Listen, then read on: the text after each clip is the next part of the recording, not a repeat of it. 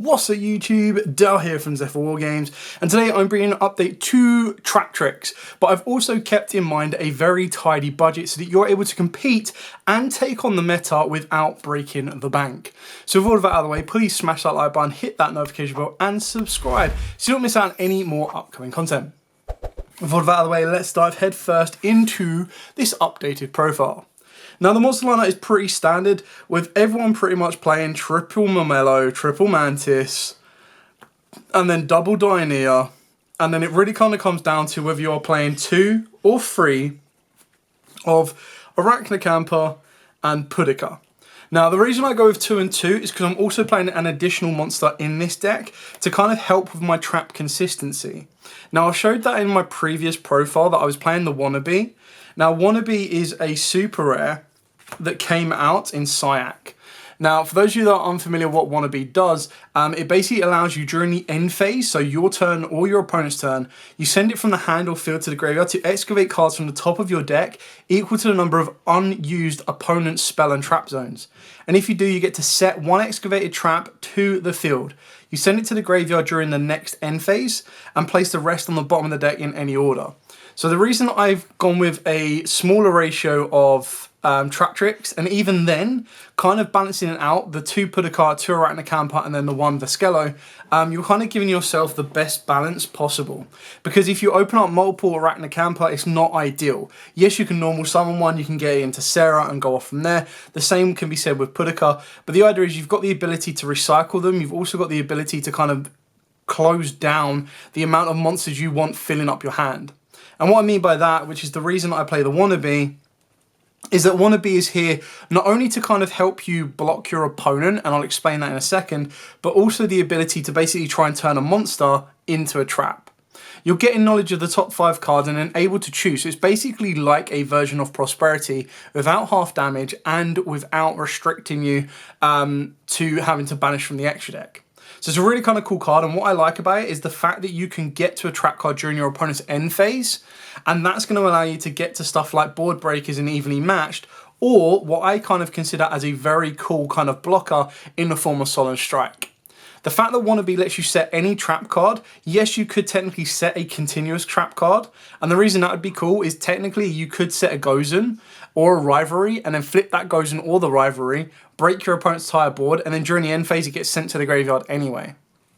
But what I kind of went with, as you got a preview of here, is I went with Strikes. Because the idea would be that during my opponent's end phase, I then put my opponent in a position where they have to negate the wannabe. If they don't negate the wannabe, and they're like, no idea what it does, let it go through, what's the worst that can happen, and you reveal a strike, you set that strike, meaning that unless your opponent wants to really, really early doors activate like a Cosmic Cyclone or Backrow Hate that they've already got, which if they do is a little bit weird going game 1, but it means you're protected. Your first monster effect is always going to be protected with a strike. So they'll be trading a 1-for-1 for 1,500 life points. And what I mean by that is, for example, let's say they've got Baron. We're in the end phase, so Baron can't use her effect to target and pop the strike. So when we go into like the normal main phase of your turn, if you normal summon a Traptrix monster, use this effect, and your opponent goes, okay, cool, Ash, and you're like, all right, I'll eat that up. You go into Sarah and then use the effect of Arachnocampa, for example, and they then try and go Baron to negate, you're always going to flip that strike. And because it's a counter trap as well, your opponent can't then go, chain something else unless they have another counter trap. So the idea is that wannabe's play, not only get into strike, but also get into an evenly matched as well, can pretty much signify a very good go second option. Now, I know there's a lot of you going, well, what if you go first? Well, again, that's where wannabe comes in, because wannabe can also help you dig for some of your trap hole cards. And if you do excavate a trap hole card off of your wannabe and you've got a Reflection on your board and you're like, I really don't want to take that, then you can choose to set something like your Imperm instead. So you're getting the best of everything you need to for a balance of going first and second, and the fact that like the only downside is it's during the end phase, so it really does kind of drag out a little bit, and it's not something you can use against your opponent to inflict, like slow them down or anything during their main phase or their normal turn. But the consistency to get to some of your more traps is really, really kind of cool. And that's why we're also playing Tantalizing Tune to help you recycle some of your traps. And we are also playing one in the extra deck that helps you recycle your trap cards from the graveyard as well. And that is your Barmet. So I'm going to give you a couple of previews and kind of explaining the use of Wannabe, because it is one of them ones that's a really interesting kind of card to use. And like I said, it's a budget alternative to Prosperity in the sense of digging for a trap card. And I like the way that it sets you up blockers. So like literally, if this was to reveal Imperm, Evenly, or Solemn Strike, which is 9 trap cards in the entire deck, from the top 5 cards, then you're able to set that on your turn, and then you can go, cool, during draw phase, activate Imperm, target Baron, and they then forced to have to negate the Imperm, or they eat it there. You can also have the Evenly, so then straight away you can go battle phase. Let's say you've got an Evenly in hand, you can go activate Evenly, and then they'll be like, okay, cool, Baron negate, still in battle phase, activate Evenly. So like you're just increasing your chances of trading Wannabe for a trap card in your hand that you can't already play more than 3 of. For the remainder of the monsters, pretty standard on this one again as well, is triple parallel XZs. Like the whole idea of being able to use any of your monsters, turn into Sarah, and then get a free rank 4 off the back of it is nuts. And then the hand trap we play is triple Ash Blossom. I did see a couple of builds that were main decking D-Shifter, which I think is a good idea for the deck because it really doesn't struggle that much against Shifter. My issue with maining Shifter right now is depending on the environment you'll go into, Shifter isn't an auto win as much as a lot of people think it is. It's only an auto win against certain matchups, and if a lot of matchups and formats are expecting to be hit with a Shifter, they kind of play accordingly anyway. So I feel that Ash Blossom is just one of the ones that you can't really fully play around. You just kind of expect it every turn and understand where you can play through it. Onto the spell cards, I'm only playing 3 spell cards, and that's the 1 Traptrix Garden and 2 Tantalizing Tune. Now, of course, Tantalizing Tune can be Pot of Prosperity if you're not within a budget restriction. Even though Wannabe kind of does that, look at the top 5, add 1, put them to the bottom kind of effect anyway. But the thing with the Traptalizing, yes, it does have that discard effect, which is a bit of a, like, it's not the greatest thing, but it can also very easily set you up a turn 1 Dianea, which can be great. And it also lets you discard a normal trap card to draw 2 cards. So if you've opened up multiple Evenlies, if you're going first and you've opened up Evenlies, you've just got free fodder, and it allows the deck to play a powerful board-breaking card in the form of Evenly, rather than stuff like, not anti-spell, sorry, Lightning Storms and everything else like that. Then onto the track cards, of course, we've got triple Holotea. It's kind of replaced Shade Brigandine. I still really kind of want to play Shade Brigandine, but the card's just too good. Like, becoming a trap card, being a Traptrix card, searchable, you name it, helping you into redoer, such a cool card. Not much more really needs to be said on that. Then for the trap card cards, I'm only playing 3, 1 Gravedigger, 1 Trap Nightmare, and 1, of course, Floodgate. Now, I was playing around with Bottomless, Time Space, and a couple of others, but the way I kind of went or landed on these is these were probably the most effectful.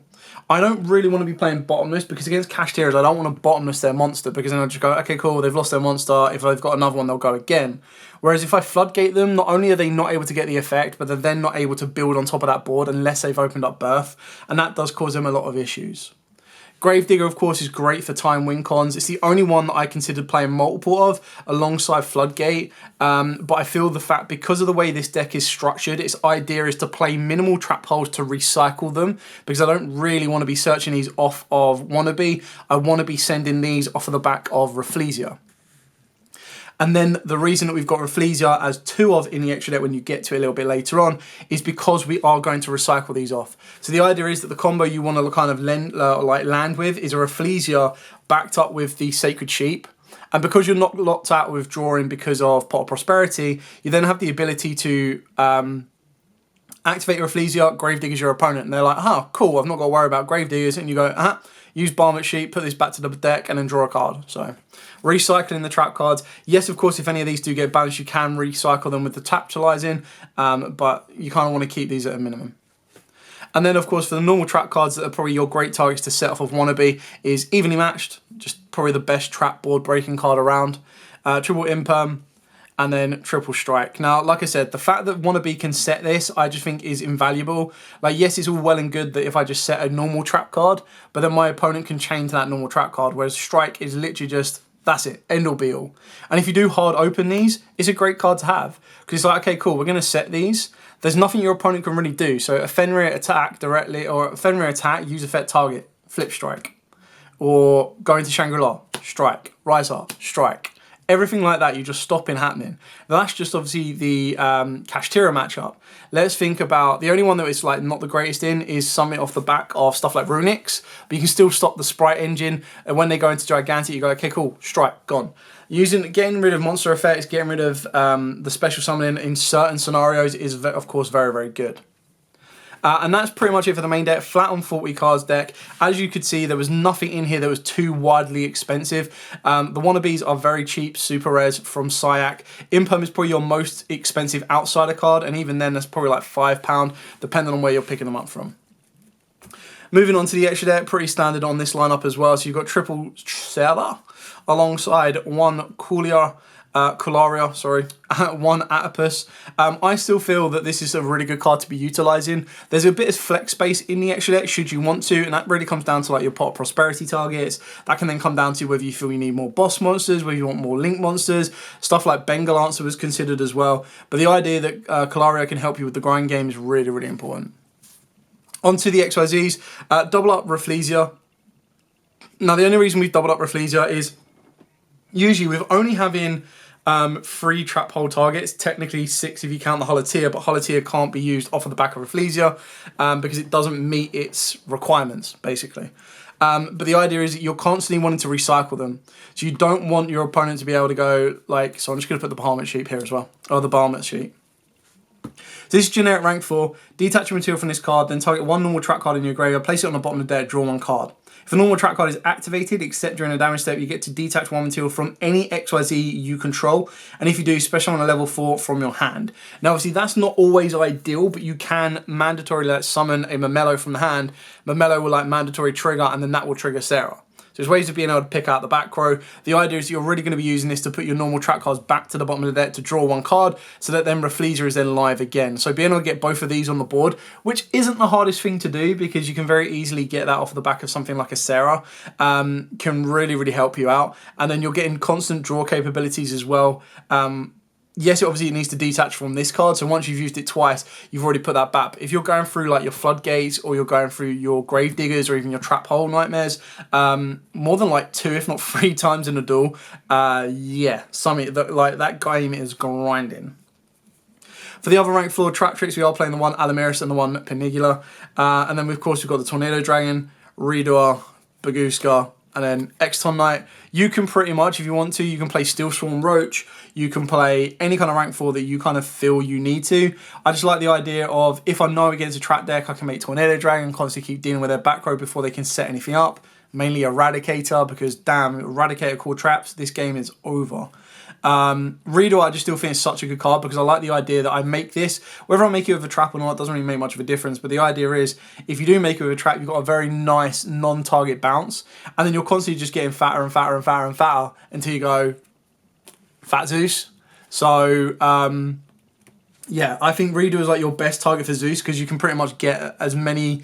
Like, I know that some people do play the Spring Guns engine, or the Spring Guns engine, but the idea behind that is you then need to play the Spring Guns card, you need to play Lily, you need to then consider playing Regulus, because that's the whole idea behind it. But obviously that just gives you a stronger monster to then go into a Zeus, which yes is cool because it would have a 4 material Zeus, but literally you make a 2 material Redoer, and as long as you don't run away or steal anything, it's a 4 material by the start of your turn.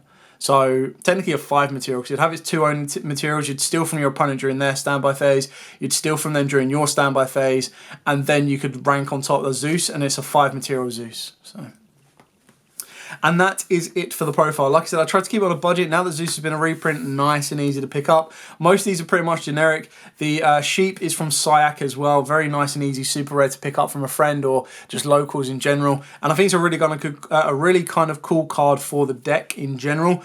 And it's one of the ones that whether you are always constantly playing it, whether it's one that you want to put in the extra deck, take out the extra deck, experiment with, it's definitely worth picking up for the price it is. And that, ladies and gentlemen, is it. That is the Traptrix profile. Like I said at the start of the video, I tried to keep it on a bit of a tidy budget to kind of make sure we didn't go too wild. But even then, Traptrix could naturally already be played on a nice budget. Because I think the only card that really, really breaks the bank is if you're going to be looking at playing stuff like Prosperities. Now that Zeus has been reprinted, you do have more budget options and budget targets. And it's just such a powerful card to kind of board wipe and go. Anyway, Thank you so much for watching. If you do have any questions, by all means, please put them in the comments down below. I'll be more than happy to answer them for you. This deck can definitely compete with the meta. The only one, like, it can kind of struggle against branded because flipping their stuff face down isn't that great. But like against cash, it's such a good matchup, especially when you floodgate your opponent. You can play around nibs very easily. You can burn your opponent, so time con isn't an issue. And it's all about kind of controlling the game state. I feel the only downside for a deck like this is for the pure fact that Labyrinths are now around. So Labyrinths is definitely the strongest kind of trap style deck. And then previously, before the structure deck, was obviously Eldritch. So when Eldritch and then obviously this came out, this deck was a very cool underdog road deck.